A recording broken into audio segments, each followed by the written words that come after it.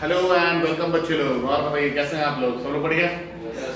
चलिए, तो हम लोग फिजिक्स में आज अपना अगला चैप्टर स्टार्ट करेंगे। ठीक है, चैप्टर नंबर 4 जिसका नाम है न्यूटन्स लॉ ऑफ मोशन। क्या नाम है बाबू? Newton's law of motion. ऐसे हम लोग लॉज ऑफ मोशन के नाम से इसको जानेंगे, लॉज ऑफ मोशन। और इस लॉ ऑफ मोशन में बेसिकली हम लोग न्यूटन्स के लॉ के बारे में ही क्या करते हैं, पढ़ते हैं। ठीक है, इस लॉ ऑफ मोशन में हम लोग पढ़ेंगे, पहला टॉपिक जो हमारा होगा 4.1, उसका नाम है न्यूटन्स लॉ ऑफ मोशन। ये टॉपिक हम लोग पढ़ेंगे न्यूटन्स लॉ ऑफ मोशन के बारे में। और दूसरा टॉपिक इसमें हम लोग पढ़ेंगे फ्रिक्शन के बारे में। किसके बारे में? फ्रिक्शन के बारे में। ये दो टॉपिक हम लोग जब पढ़ लेंगे तो हमारा ये चैप्टर जो है ये क्या होगा, ओवर हो जाएगा। ठीक है, दो टॉपिक के बाद हमारा ये चैप्टर समाप्त हो जाएगा। ठीक है, तो हम लोग समझते हैं, पहले न्यूटन्स लॉ ऑफ मोशन में आते हैं और यहाँ पे हम पढ़ेंगे Newton's first law of motion. क्या पढ़ेंगे?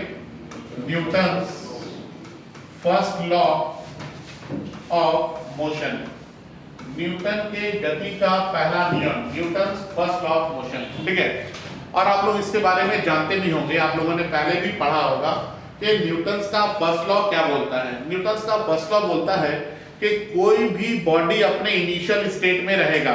अक्सर इनिशियल स्टेट का मतलब क्या है? इनिशियल स्टेट का मतलब है या तो वो बॉडी रुका हुआ रहेगा या फिर यूनिफॉर्म वेलोसिटी से स्ट्रेट पाथ पे चलता जाएगा। क्या होगा? तो ही काम हो सकता है, या तो वो बॉडी रुका हुआ रहेगा या फिर वो बॉडी यूनिफॉर्म वेलोसिटी से स्ट्रेट पाथ पे क्या करेगा, मूव करता रहेगा। ठीक है, यूनिफॉर्म वेलोसिटी है मतलब वेलोसिटी में कोई भी चेंजेस नहीं आ रहा है। और अगर वेलोसिटी चेंज नहीं हो रहा है तो इसका क्या मतलब है कि वहां पे कोई भी फोर्स नहीं लग रहा है। समझ में आ रहा है ना? तो न्यूटन्स का फर्स्ट लॉ बोलता है कि कोई भी बॉडी अपने इनिशियल कंडीशन में रहेगा। किसमें रहेगा? इनिशियल कंडीशन में। अब ये इनिशियल कंडीशन क्या क्या हो सकता है? तो या तो ये बॉडी रेस्ट पे होगा या फिर यूनिफॉर्म वेलोसिटी से स्ट्रेट पाथ में मूव कर रहा होगा। सर कब तक होगा ऐसा? जब तक उसके ऊपर कोई बाहरी फोर्स काम नहीं करेगा। ठीक है, जब तक इस बॉडी पे बाहर के कोई फोर्स नहीं लगाएंगे तब तक उस बॉडी में कोई भी चेंजेस नहीं आएगा। समझ में आया? क्या बोला न्यूटन्स का फर्स्ट लॉ?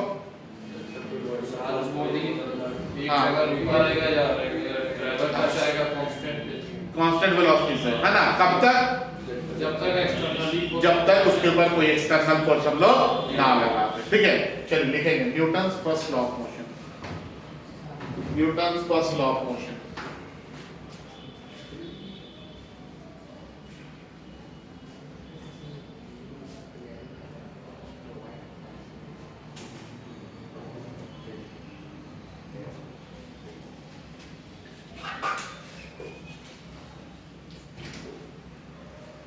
हो गया?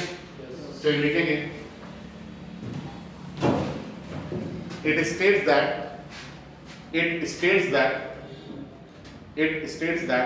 a body continues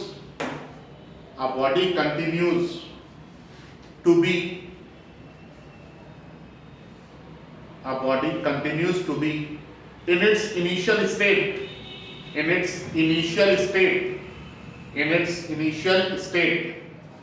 that is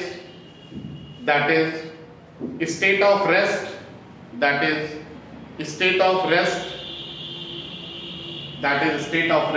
or moving with uniform velocity,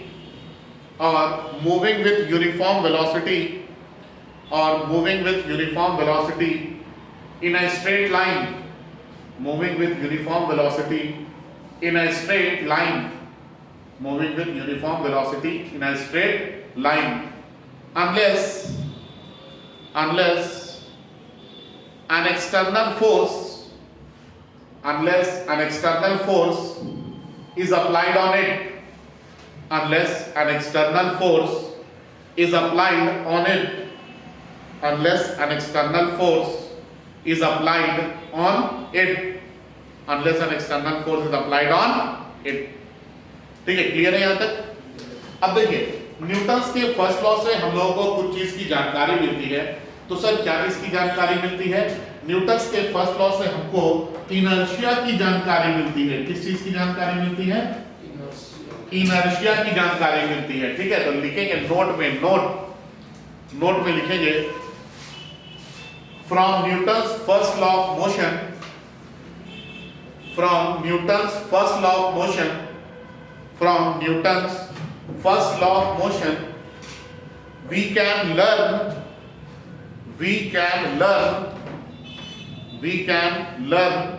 about inertia. We can learn about inertia. We can learn about inertia. We can learn about inertia. अब आप बोलेंगे सर ये inertia क्या होता है? तो बाबू आप समझेंगे इनर्शिया के बारे में। देखिए हर एक बॉडी के पास एक प्रॉपर्टी होती है, ठीक है, कि उसके इनिशियल स्टेट में अगर आप कोई चेंज लाएंगे ना तो वो उस चेंज को अपोज करेगा। नहीं समझे? फिर से, हर एक बॉडी के पास एक प्रॉपर्टी होती है। क्या प्रॉपर्टी होती है? कि उसके इनिशियल शुरुआती कंडीशन में अगर आप चेंज लाएंगे तो वो उसको रोकेगा, अपोज करेगा। सर कैसे सर? हम बस में बैठे हुए हैं, ठीक है, बस रुका हुआ है, बस रुका है तो हम भी रुके हुए हैं, दोनों रेस्ट पे है। बस वाला जब अचानक से बस आगे बढ़ा देता है तो क्या होता है? हम पीछे हो जाते हैं ना। क्यों हुए पीछे? क्योंकि हमने अपने में चेंज आने वाले को क्या किया? अपोज किया। बस आगे जा रहा था, अपोज करेंगे तो किधर आएंगे? हम पीछे की तरफ आएंगे। ये मेरे बॉडी की प्रॉपर्टी है, हम जानबूझ के करते हैं क्या? बॉडी अपने आप कर लेता है ना। हम उसी बस में बैठ करके हम उसी बस में खड़े होकर करके चले जा रहे हैं, ठीक है, अचानक से बस वाला मार दिया ब्रेक, क्या हुआ? हम आगे बढ़ जाएंगे। क्यों? क्योंकि मेरे बॉडी के पास जो मोशन है वो बस वाला मोशन है कि आगे जाना है, लेकिन जैसे ब्रेक लगाए तो वो उस मोशन को क्या किया? अपोज किया ना। अब अपोज किया मतलब उसका मोशन अब पीछे की तरफ हो गया। मेरा बॉडी क्या बोल रहा है? हमको क्या करना है? आगे की तरफ जाना है। जानबूझ के हम लोग ये सब करते हैं नहीं ना, अपने अपने हो जाता ना सब। इसी चीज को हम इनर्शिया बोलते हैं। क्या बोलते हैं? इनर्शिया। के हर एक बॉडी के पास प्रॉपर्टी है कि उसके इनिशियल स्टेट में अगर कोई भी चेंज आ जाए तो वो उसके इनिशियल स्टेट के चेंज को क्या करता है? अपोज करता है, रोकता है, ठीक है। और भी सर कोई एग्जांपल? और भी एग्जांपल है। आप मान लीजिए खिड़की के पास बैठे हुए हैं, बस आपका जा रहा है, अब बस टर्निंग में ऐसे करके टर्न लिया, क्या होगा? आप खिड़की के साइड होने लगते हैं ना। देखिए ये आप बैठे हैं, ये बस है, मान लीजिए ये बस है और ये आप बैठे हुए हैं, ठीक है। बस सीधे जा रहा तो आप भी सीधे जा रहे हैं, लेकिन बस के पास स्टीयरिंग है, उस स्टीयरिंग से उसने अपने चक्के को मोड़ लिया ऐसा। आपके पास तो स्टीयरिंग नहीं है, आपके बॉडी के पास सीधे वाला मोशन है ना, बस ऐसे करके घूमेगा, लेकिन मेरे बॉडी के पास कौन सा मोशन है? स्ट्रेट वाला मोशन है। मेरा बॉडी किधर जाना चाहेगा? मुड़ना चाहेगा क्या? नहीं, बोलेगा हमको नहीं मुड़ना है, हम क्या है, हम सीधे जा रहे थे, सीधे जाएंगे। और इसी वजह से ये इसको अपोज करने के लिए वो खिड़की के किनारे जाता है। समझ में आ रहा है क्या बोल रहे हैं? हाँ या ना? ठीक है।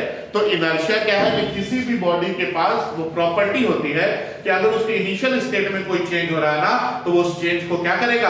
अपोज करेगा, रोकेगा, ठीक है। समझ गए? लिखेंगे इनर्शिया, लिखेंगे इनर्शिया, लिखेंगे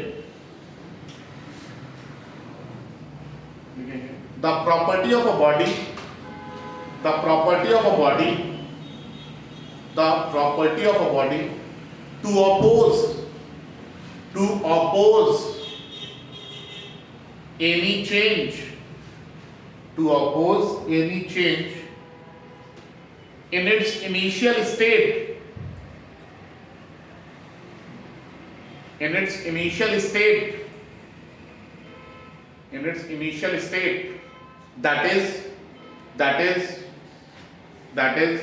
state of rest, that is state of rest, or uniform motion in a straight line, or uniform motion in a straight line, or uniform motion in a straight line, or uniform motion in a straight line. Clear है यहां तक? आगे बढ़े। इसके बाद देखिए, इसके बाद आता है बच्चों हम लोग पढ़ते हैं टाइप ऑफ इनर्शिया। क्या है? Type of inertia. तो मैंने आपको इनर्शिया का काम 3 जगह पे बताया। कब? एक जब हम रुके हुए थे तब, एक जब हम यूनिफॉर्म वेलोसिटी से चल रहे थे और अचानक से ब्रेक लगा तब, और एक जब हम मेरा डायरेक्शन चेंज होने लगा तब। तो इनर्शिया जो है ये 3 तरह का होता है। जब हम रुके हुए हैं तो इसको हम बोल रहे हैं इनर्शिया ऑफ रेस्ट। क्या बोल रहे हैं? Inertia of rest. अब सर ये इनर्शिया ऑफ रेस्ट क्या है? तो अगर किसी भी बॉडी के स्टेट ऑफ रेस्ट में कोई चेंज आएगा और वो उसको अपोज करेगा, उसको रोकेगा, तो इसको हम क्या बोलेंगे? Inertia of rest. जैसे आप बैठे हुए थे तो आप आराम से बैठकर, बस भी रुका हुआ था, आप भी रुके हुए थे, लेकिन अचानक से बस चलने लगा तो आप तो रेस्ट कंडीशन में थे ना, और आप उस रेस्ट वाले को ही क्या, उसमें मूवमेंट आया तो आप उसको क्या किए? अपोज किए पीछे आकर के। तो अगर आपके रेस्ट के कंडीशन में, आपके रुके हुए कंडीशन में कोई चेंज आता है और आप उसको अपोज करते हैं तो उसको हम लोग क्या बोलते हैं? इनर्शिया ऑफ रेस्ट बोलते हैं। समझ में आ रहा है? आप रुके हुए हैं और आपके रुके हुए कंडीशन में कोई चेंज आने लगे। बहुत बार होता है, बाइक में दोस्त के साथ बैठे, अचानक से दोस्त का क्या एक्सीलरेटर जोर से ले लिया, होता है कि नहीं? पीछे हम ऐसे चले जाते हैं ना। तो क्या है, आप रुके हुए हैं, अब आगे स्कूटी या फिर बाइक तेजी से आगे बढ़ाया, आप पीछे आ गए। क्यों? क्योंकि आपका बॉडी जो है उस मोशन को क्या कर रहा है? अपोज कर रहा है। इसी चीज को हम क्या बोलते हैं? Inertia of rest. और इनर्शिया ऑफ रेस्ट जो है ये बॉडी के मास के ऊपर डिपेंड करता है। किसके ऊपर डिपेंड करता है? बॉडी के मास के ऊपर। तीनों बता देते हैं, फिर एक बार में लिखवा देंगे, है ना। इसके बाद दूसरे नंबर पे आता है इनर्शिया ऑफ मोशन। क्या आता है बाबू? Inertia of motion. अब अभी मैंने बोला कि बाबू क्या है, बहुत बार आप बाइक चला रहे हैं, अचानक से ब्रेक मारे, पीछे दोस्त बैठा हुआ तो आगे फैला दिया, हो जाता है ना कई बार ऐसा भी, है कि नहीं? कभी ट्राई कीजिएगा आप लोग अपने दोस्तों के साथ। अब क्या है, इनर्शिया ऑफ मोशन में क्या हो रहा है कि बॉडी मोशन में है और आप उसके मोशन को रोक रहे हैं, तो वो उसको भी क्या करेगा? अपोज करेगा। बस पे हम खड़े होकर जा रहे थे, बस चल रहा था तो हम भी चल रहे थे, जितना बस का वेलोसिटी वही मेरा भी वेलोसिटी, हाँ या ना? यही है ना। अचानक से बस वाला ब्रेक मार दिया, मेरे पास ब्रेक है का? मेरा बॉडी क्या बोलेगा? हम तो रुकने को अपोज करेंगे। रुकने को अपोज कैसे करेंगे? आगे जाकर के करेंगे, हाँ या ना? इसी चीज को क्या बोलते हैं? इनर्शिया ऑफ मोशन बोलते हैं। ये बॉडी के मास और बॉडी के वेलोसिटी दोनों पे डिपेंड करता है। क्या क्या चीज पे? बॉडी के मास पे ऊपर भी और बॉडी के वेलोसिटी के ऊपर भी। और तीसरे नंबर पे आता है बच्चों जिसको हम बोलते हैं इनर्शिया ऑफ, क्या चेंज हो रहा था? डायरेक्शन। तो तीसरे नंबर पे क्या आता है? Inertia of direction. क्या है इनर्शिया ऑफ डायरेक्शन? तो किसी भी बॉडी की वो प्रॉपर्टी जिससे कि उसके डायरेक्शन में जो चेंज हो रहा होगा वो उसको क्या करेगा? अपोज करेगा। बताएं ना, अभी बस में बैठ के जा रही, बस है, हम बैठे हैं, बस वाला अपने स्टीयरिंग से बस को तो मोड़ दिया, लेकिन मेरे पास तो स्टीयरिंग है नहीं, तो मेरा बॉडी क्या बोलेगा? नहीं, ये जो मुड़ रहा है ना, हम इसको क्या करेंगे? अपोज करेंगे। और अपोज कैसे करेंगे? तो तुम ऐसे मुड़ो, हम सीधे जा रहे थे सीधे ही जाएंगे। इसी वजह से हम लोग खिड़की के साइड पे चले आते हैं, कई बार होता है ना ऐसा। इस चीज को इनर्शिया ऑफ डायरेक्शन बोलते हैं। क्या बोलते हैं? मतलब कि डायरेक्शन में अगर चेंज होगा तो हम उसको भी अपोज करेंगे, डायरेक्शन में अगर चेंज होगा तो क्या करेंगे? डायरेक्शन में चेंज होने को भी अपोज करेंगे। और इस चीज को क्या बोलेंगे हम लोग? Inertia of direction. Inertia of direction 3 चीज पे डिपेंड करता है, मास पे, मोशन पे और डायरेक्शन पे। ठीक है, समझ में आया बात? कोई दिक्कत? लिखवा दें? चलिए हेडिंग में डालिए type of inertia. Type of inertia, type of inertia. इसमें सबसे पहला है इनर्शिया ऑफ रेस्ट। इसमें सबसे पहला है inertia of rest. Inertia of rest लिखेंगे इसमें, बोले? देखिए, the property of a body, the property of a body due to which it opposes, due to which it opposes any change, due to which it opposes any change in its initial state of rest, in its initial state of rest, any change in its initial state of rest, any change in its initial state of rest, is known as inertia of rest, is known as inertia of rest, is known as inertia of rest. ठीक है, उसके नीचे की line में लिखेंगे inertia of rest depends on, inertia of rest depends on mass of the body, inertia of rest depends on mass of the body, inertia of rest depends on mass of the body. ठीक है, आगे बढ़े। Number 2 में आएंगे inertia of motion, number 2 में आएंगे inertia of motion, inertia of motion, inertia of motion लिखेंगे inertia of motion में, inertia of motion में लिखेंगे the property of a body, the property of a body, the property of a body to oppose, the property of a body to oppose any change, the property of a body to oppose any change in its initial state of motion, in its initial state of motion, in its initial state of motion, in its initial state of motion is known as inertia of motion, in its initial state of motion is known as inertia of motion, is known as inertia of motion. उसके नीचे के line में लिखेंगे, इसके नीचे के line में inertia of motion depends on, inertia of motion depends on, inertia of motion depends on, inertia of motion depends on, depends on. Number 1 में लिखेंगे, नंबर 1 में mass of the body, mass of the body, और number 2 में लिखेंगे velocity of the body, velocity of the body, velocity of the body.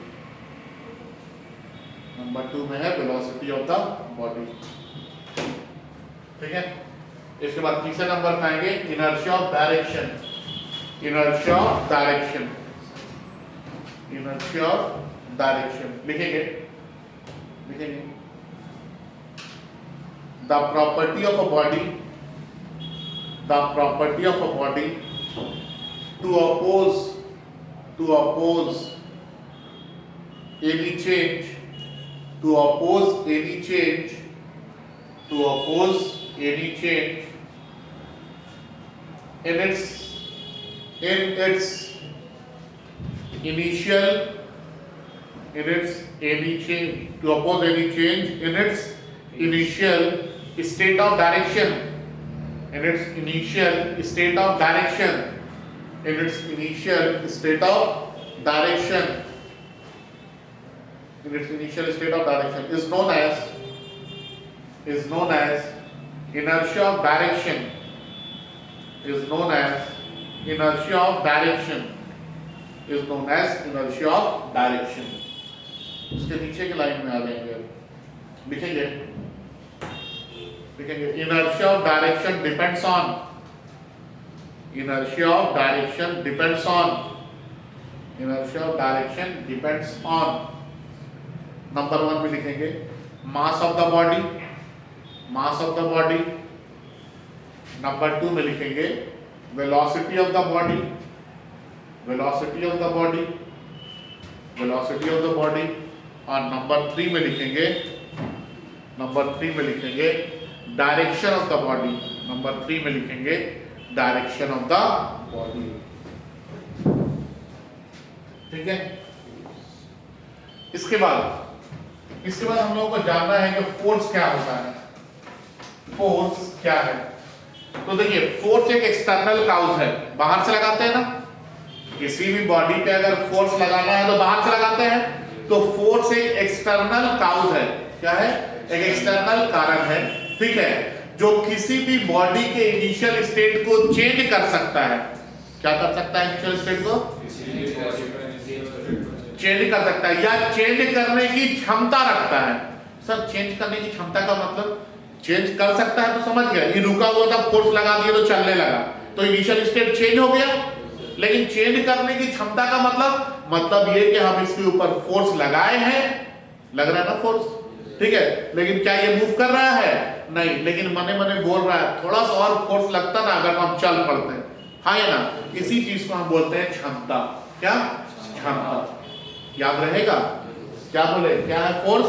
एक external cause है, एक external कारण है, बाहरी कारण है, जो किसी भी बॉडी के इनिशियल स्टेट को चेंज कर सकता है या फिर चेंज करने की टेंडेंसी होती है, क्षमता होती है।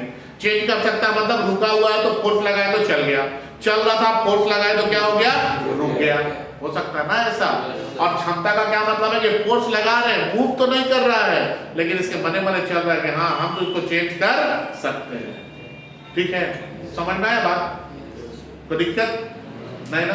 तो अगर कोई पूछेगा फोर्स क्या है तो क्या बोलेंगे? फोर्स एक बाहरी कारण है, मतलब एक्सटर्नली लग रहा है, हम बाहर से लगा रहे हैं, जो किसी भी बॉडी के स्टार्टिंग के कंडीशन को या तो चेंज कर देगा या फिर चेंज करने की क्षमता टेंडेंसी होती है। ठीक है, अब ये फोर्स का इफेक्ट क्या क्या आ सकता है? तो रुके हुए को मूव करवा सकता है, मूव करने वाले को रोक सकता है, किसी भी बॉडी का शेप चेंज कर सकता है, किसी भी बॉडी का साइज चेंज कर सकता है, किसी का भी डायरेक्शन चेंज कर सकता है। आपका दोस्त बाइक लेकर क्या रहा था, आराम से आप ऐसे फोर्स लगाए लेके चला गया उधर, हो सकता है ना ऐसा? ठीक है, तो फोर्स का इफेक्ट बहुत सारा है, फोर्स बहुत कुछ कर सकता है, मोशन को स्टार्ट कर सकता है, मोशन को स्टॉप कर सकता है, साइज को बड़ा कर सकता है, साइज को छोटा कर सकता है, बहुत तरह का चीज कर सकता है। ठीक है, डायरेक्शन ऑफ मोशन को ये चेंज कर सकता है।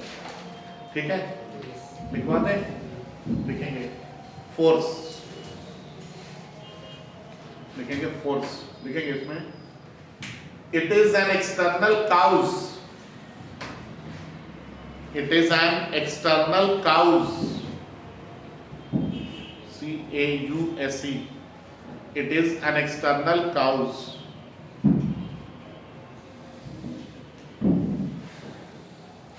that can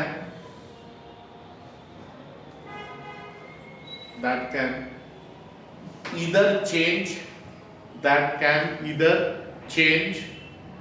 the initial state, that can either change the initial state, that can either change the initial state or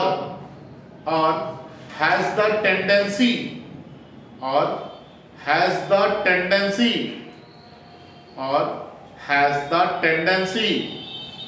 to change the initial state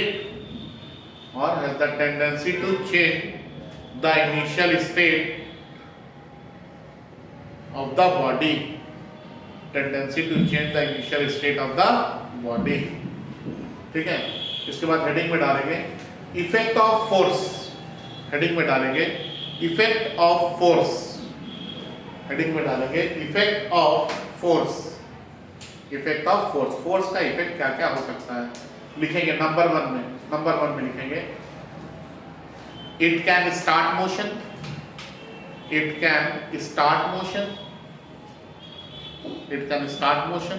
number 2 में लिखेंगे it can stop motion, it can stop motion।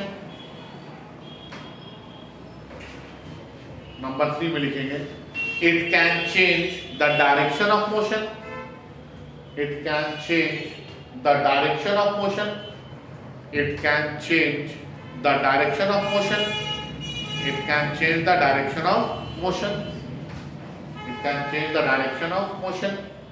Number 4 में लिखेंगे it can change the shape and size of the body, it can change the shape and size of the body, it can change the shape and size of the body, it can change the shape and size of the body, it can change the shape and size of the body। ठीक है,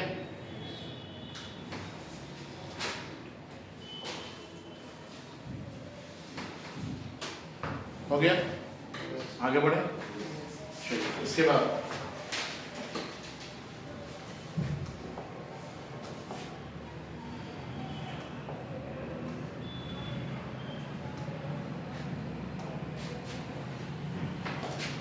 heading में डालिए mathematical expression for Newton's first law of motion. Mathematical expression for Newton's first law of motion.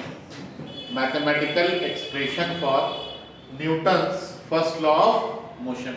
ठीक है, देखिए यहाँ पे बोला गया हम लोगों को कि हेयर वेलोसिटी जो है ये कांस्टेंट रहेगा। न्यूटन्स का फर्स्ट लॉ यही बोला ना, वेलोसिटी क्या होगा, कांस्टेंट रहेगा। कब? जब कोई फोर्स नहीं लगेगा, मतलब नेट फोर्स कितना, जीरो। हाँ या ना, कोई फोर्स नहीं लगेगा मतलब है नेट फोर्स जीरो है। समझ में आया ना? ठीक है, नेट फोर्स कितना है, जीरो है। तो वेलोसिटी कांस्टेंट होगा इफ नेट फोर्स कितना होगा बाबू, जीरो होगा। हम इसको करेंगे क्या, टी के रिस्पेक्ट में डिफरेंशिएट कर देंगे। Differentiating with respect to time, तो आपको मिलेगा dv by dt is equal to d by dt of d by dt of constant। ऐसा कब होगा, if फोर्स का वैल्यू कितना है बाबू, जीरो। बाबू dv by dt को क्या पढ़ते हैं आप लोग, एक्सेलरेशन। dv by dt क्या है, एक्सेलरेशन। कांस्टेंट का डिफरेंशिएशन कितना, जीरो। मतलब एक्सेलरेशन जीरो है कब, जब फोर्स का वैल्यू जीरो है तब। याद रखेंगे अगर फोर्स का वैल्यू जीरो है तो उस केस में पक्का है कि एक्सेलरेशन क्या होगा, जीरो होगा। और एक्सेलरेशन जीरो है मतलब वेलोसिटी क्या होगा बच्चों, कांस्टेंट। याद रहेगा? चलिए कॉपी करेंगे।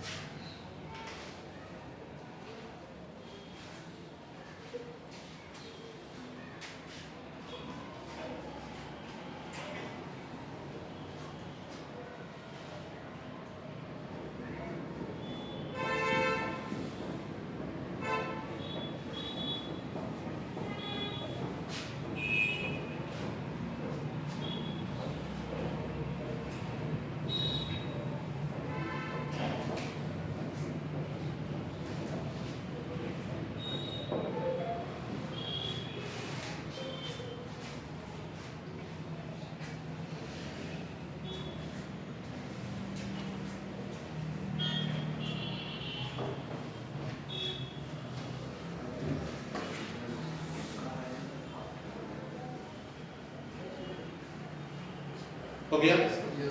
अब हेडिंग में डालिए लिमिटेशन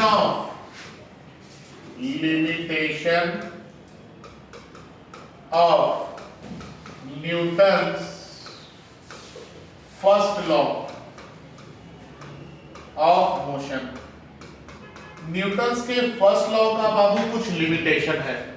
लिमिटेशन बोले तो जहां पे आने के बाद वो काम करना बंद कर दे रहा है। क्या है समझते हैं। Limitation of Newton's first law of motion.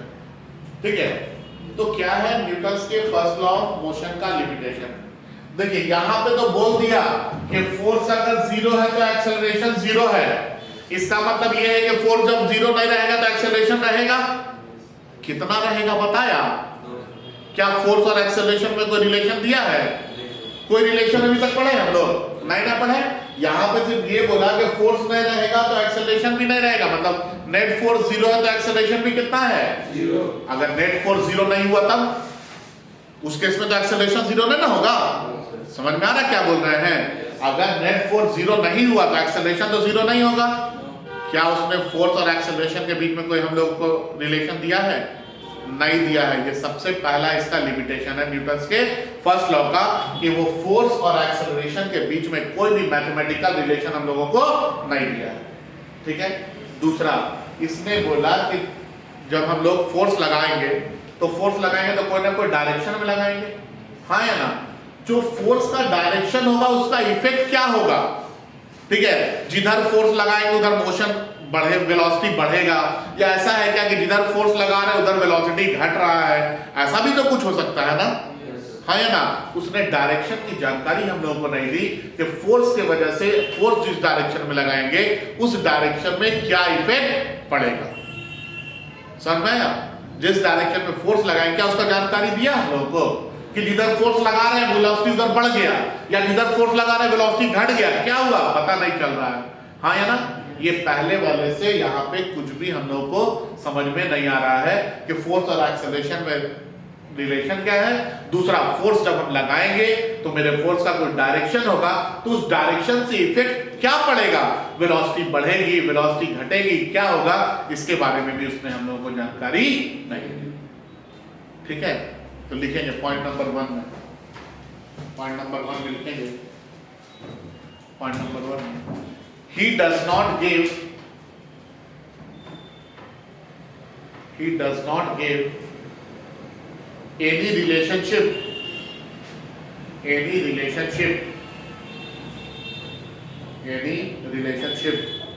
between force and acceleration, between force and acceleration. Number 2 में he does not give any idea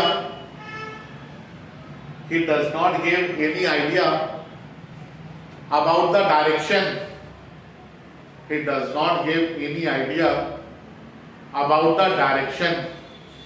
He does not give any idea about the direction. Direction का भी कुछ idea हम लोगों को नहीं दिया, ठीक है। इसके बाद आगे बढ़ेंगे हम लोग और पढ़ेंगे लीनियर मोमेंटम। क्या पढ़ेंगे, लीनियर मोमेंटम।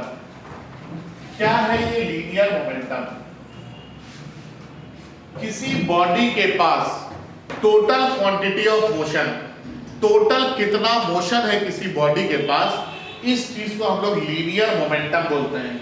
सर टोटल कितना मोशन है का मतलब ये बॉडी का मास m है, हम इसको v वेलोसिटी से फेंक दिए, तो मास और वेलोसिटी का जो प्रोडक्ट है ना, यही टोटल क्वांटिटी ऑफ मोशन कहलाता है। क्या कहलाता है? Total quantity of motion. किसका प्रोडक्ट? मास और वेलोसिटी का। मास और वेलोसिटी का जो प्रोडक्ट है, ये प्रोडक्ट क्या कहलाता है? टोटल क्वांटिटी ऑफ मोशन कहलाता है। और इसी चीज को हम क्या बोलते हैं? लीनियर मोमेंटम बोलते हैं। क्या बोलते हैं इसको? Linear momentum. Total quantity of motion present in a body, इस चीज को हम लोग क्या बोलेंगे? लीनियर मोमेंटम बोलेंगे। याद रहेगा? क्या बोले? समझ में आया बात? ठीक है। लीनियर मोमेंटम क्या है? जो total quantity of motion present in a body, ये क्या है? लीनियर मोमेंटम है। मान लेते हैं कि मेरे पास एक बॉडी है बच्चों, ठीक है। इस बॉडी का मास है m और ये बॉडी मूव कर रहा है v वेलोसिटी से। कितने वेलोसिटी से? v वेलोसिटी से। तो अगर आपसे पूछे m क्या है तो आप बोलेंगे mass of the body, mass of the body. आपसे पूछा जाए v क्या है तो आप बोलेंगे वेलोसिटी ऑफ द बॉडी। क्या बोलेंगे? Velocity of the body. और p से हम लोग लिखते हैं बच्चों लीनियर मोमेंटम को। p से किसको लिखते हैं? लीनियर मोमेंटम को। तो p से हमने लिख दिया लीनियर मोमेंटम को। कोई दिक्कत नहीं, ठीक है। याद रखना है कि ये जो लीनियर मोमेंटम है, ये प्रोडक्ट होता है किसका? मास और वेलोसिटी का। मास और वेलोसिटी के प्रोडक्ट को ही हम लोग क्या बोलते हैं? Linear momentum. यहाँ पे ऊपर में एरो लगाए हैं। एरो क्या बता रहा है? वेक्टर क्वांटिटी है, यही बता रहा ना। तो हम लोग बोलते हैं कि linear momentum is a vector quantity. Linear momentum क्या है? Linear momentum is a vector quantity. ठीक है। लीनियर मोमेंटम क्या है? वेक्टर क्वांटिटी है। बाबू वेक्टर है तो उसके पास डायरेक्शन होगा, क्योंकि वेक्टर का मैग्नीट्यूड भी होता है और डायरेक्शन भी होता है। तो यहाँ पे तुम्हारा डायरेक्शन होगा। तो लीनियर मोमेंटम का डायरेक्शन किधर होगा? तो जो वेलोसिटी का डायरेक्शन है वो, क्योंकि यहाँ पे कौन है वेक्टर, वेलोसिटी है ना, तो इसका जो डायरेक्शन है लीनियर मोमेंटम का, ये हमेशा किधर रहेगा, वेलोसिटी के डायरेक्शन में रहेगा। किधर रहेगा, वेलोसिटी के डायरेक्शन में। तो हम बोलते हैं linear momentum is the vector quantity and its direction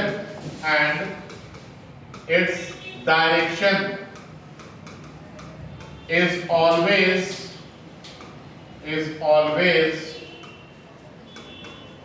along the direction of velocity। किसके डायरेक्शन में रहेगा, वेलोसिटी के डायरेक्शन में रहेगा। ठीक है, अब है क्या कि ये वेक्टर के फॉर्म में है, आपको मैग्नीट्यूड चाहिए, तो आप बोलेंगे सर मैग्नीट्यूड चाहिए तो मॉड्यूलस ले ले क्या, तो हम बोलेंगे हाँ ले लीजिए। तो जैसे आप मॉड लेंगे तो mod of vector p is equal to mod of m into vector v हो जाएगा। तो p इक्वल टू हम लोग क्या लिख सकेंगे, m इनटू v लिख सकेंगे। तो दिक्कत यहां तक नहीं। अगर हम आपको ये बोले कि बच्चों इसका यूनिट बता सकते हैं क्या, तो आप बोलेंगे हाँ सर आराम से बताएंगे। यूनिट ऑफ लीनियर मोमेंटम, क्या बोलेंगे, लीनियर मोमेंटम का unit p is equal to m into v पढ़े हैं ना। मास के लिए यूनिट क्या लिखेंगे, kg, वेलोसिटी के लिए क्या लिखेंगे, मीटर पर सेकंड। लीनियर मोमेंटम का यूनिट क्या आ गया, kg मीटर पर सेकंड। अगर हम आपसे पूछते बाबू डायमेंशनल फार्मूला भी बता दीजिए, डायमेंशनल फार्मूला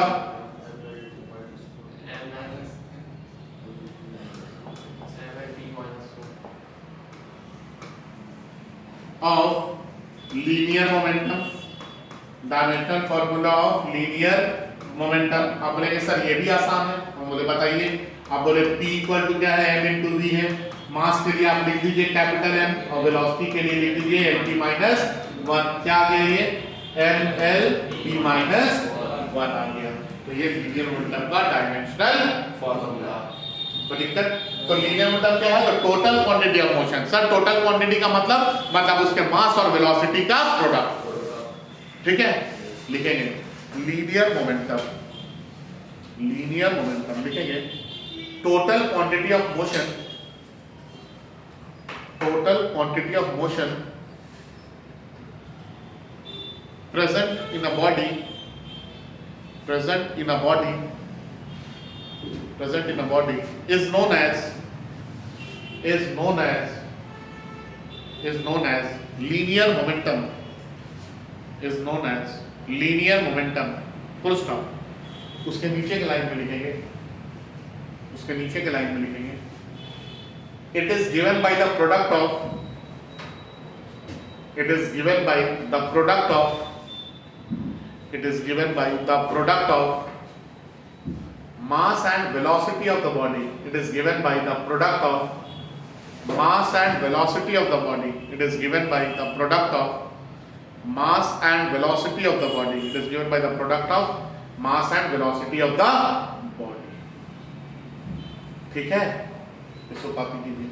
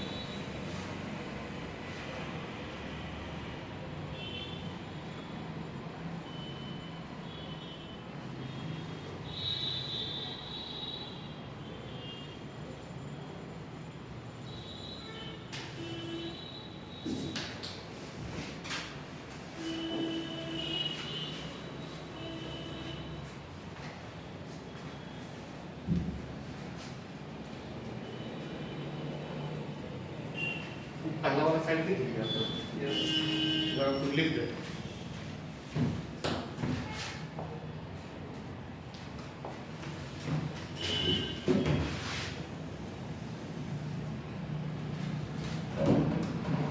जब आप एक क्वेश्चन लिख रहे हैं आप लोग इस क्वेश्चन को बनाएंगे, है ना।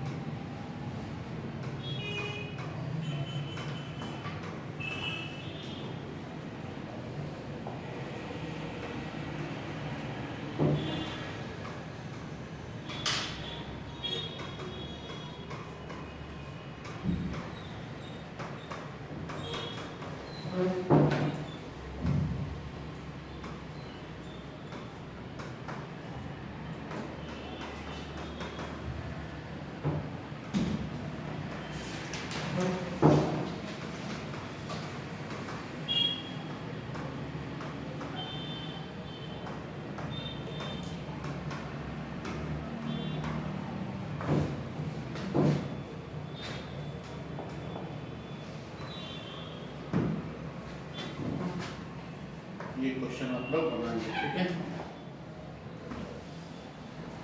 ओके, तो ये क्वेश्चन आप लोग को मैंने दिया है होमवर्क में। इस क्वेश्चन को आप लोग ऐसे होमवर्क बनाएंगे और हम लोग कल न्यूटन्स का सेकंड लॉ पढ़ेंगे। किस क्या पढ़ेंगे कल?